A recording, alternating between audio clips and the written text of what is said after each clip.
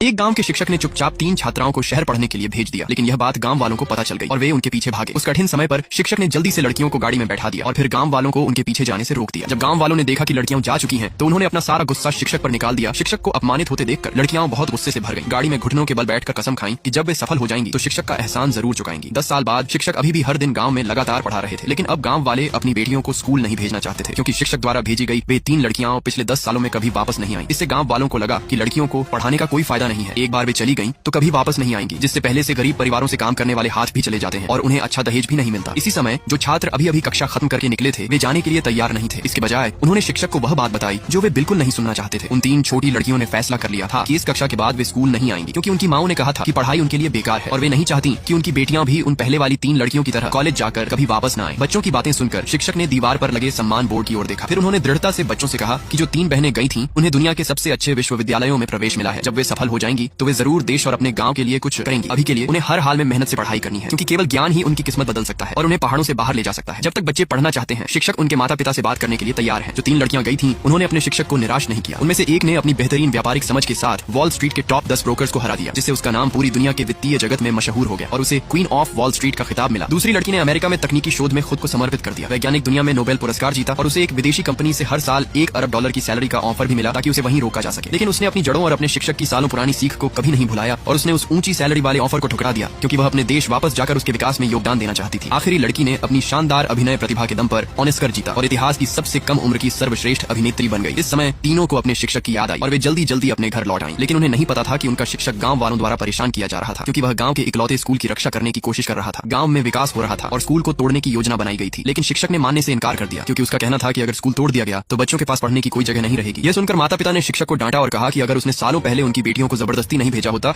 तो उनकी बेटियां 10 साल तक दूर नहीं। शिक्षक ने समझाया कि उनकी बेटियां विदेश में हैं, इसलिए उनके लिए घर लौटना मुश्किल है, लेकिन उन्हें विश्वास था कि वे वापस आएंगी। हालांकि गांव वालों को इससे कोई मतलब नहीं था, उन्हें सिर्फ स्कूल की चिंता थी। शिक्षक का भतीजा, जो तोड़फोड़ के प्रोजेक्ट का जिम्मेदार था, उसे समझाने लगा कि वह काम में रुकावट न डाले, वरना वह उसे पुलिस से गिरफ्तार करवा देगा। लेकिन शिक्षक अपनी बात पर डटे रहे और तीनों लड़कियों के साथ स्कूल के गेट पर खड़े हो गए और स्कूल को तोड़ने नहीं दिया। इससे उसका भतीजा बहुत गुस्सा हो गया और उसने गुस्से में आदेश दिया कि सबको पुलिस स्टेशन ले जाया जाए। उसी समय ऑस्कर जीतने वाली अभिनेत्री, वही छात्रा जिसे शिक्षक ने सालों पहले गांव से बाहर भेजा था, वहां पहुंच गई। वह अपने शिक्षक के साथ खुशी साझा करने वापस आई थी, लेकिन इसके बजाय उसने देखा कि उसका शिक्षक स्कूल को बचाने की कोशिश में बुरी तरह घायल हो गया था। जिसने शिक्षक को चोट पहुंचाई थी वह कोई और नहीं बल्कि उसका अपना पिता था। उसने अपने पिता का सामना किया और पूछा कि वह शिक्षक को नुकसान क्यों पहुंचाना चाहते हैं। उसके पिता ने देखा कि उसके साथ बॉडीगार्ड हैं, तो उन्होंने अंदाजा लगाया कि उसने विदेश में अपना नाम बना लिया है। उन्होंने समझाया कि दुनिया का सबसे अमीर आदमी गांव में एक सांस्कृतिक शहर बनाना चाहता है और उसका भाई, जो इस प्रोजेक्ट का जिम्मेदार है, उसे बनाने के लिए स्कूल को गिराना जरूरी है। लेकिन शिक्षक ने स्कूल को गिराने से मना कर दिया था, इसलिए उनके पास कोई और रास्ता नहीं था सिवाय इसके कि वे जबरदस्ती स्कूल को गिरा दें। मलबा और टूटा हुआ स्कूल का बोर्ड देखकर लड़की ने अपने बॉडीगार्ड्स को आदेश दिया कि बोर्ड को फिर से खड़ा किया जाए और उसने घोषणा की कि जब तक वह यहाँ है